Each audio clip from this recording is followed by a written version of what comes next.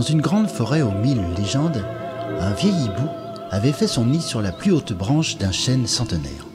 La nuit tombée, l'oiseau ouvrait ses grands yeux mystérieux et s'entretenait avec son vénérable propriétaire. « Dis-moi, lui disait l'oiseau, as-tu remarqué cette petite qui vient parfois jouer au bord de tes racines ?»« Bien sûr, répondait l'arbre majestueux. J'écoute les histoires qu'elles inventent et bien souvent je la taquine en agitant discrètement quelques-unes de mes branches. »« Attention de ne pas enfreindre les lois de l'invisible, lui répondit le sage de la forêt.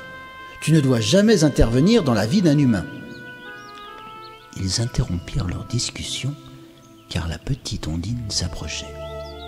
Il était bien tard et elle semblait effrayée. En fait, malgré les recommandations de son père, elle s'était attardée et le manque de lumière lui avait fait perdre le chemin de retour. Nous étions à cette période de l'année où les orages éclataient sans s'être annoncés, et à l'instant même où l'enfant approchait de nos deux compagnons, le tonnerre fit résonner son lugubre fracas. La pluie se mêla à cette nocturne sarabande, obligeant la petite à se blottir sous le chêne. Mais l'orage redoubla de vigueur, se mêlant aux larmes d'Ondine pour ruisseler sur les grosses racines noueuses. « Je ne peux pas la laisser ainsi, dit l'arbre.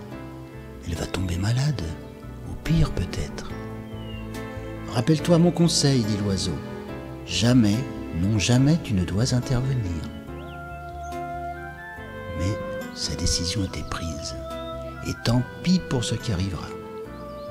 Avec l'une de ses plus grandes branches, il enveloppa la fillette et s'étirant au maximum, la porta jusqu'à la clairière, d'où elle put, courant à perdre haleine, rejoindre la maison de son père.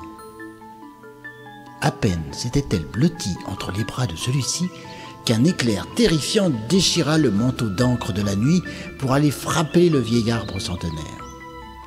Dans un fracas assourdissant, il s'écroula, faisant jaillir du sol ses grosses racines sources de vie.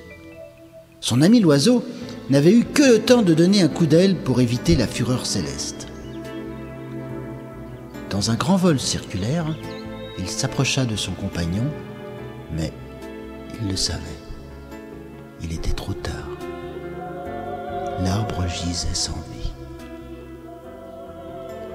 Le réel ne peut côtoyer l'irréel, et l'on ne doit jamais enfreindre les lois de l'invisible. Le hibou le savait, et il avait bien mis en garde son ami de la forêt. Alors, l'oiseau se cacha sous le feuillage, mit son bec sous son aile, et fit une chose que jamais aucune bête ne fit avant lui. Il pleura.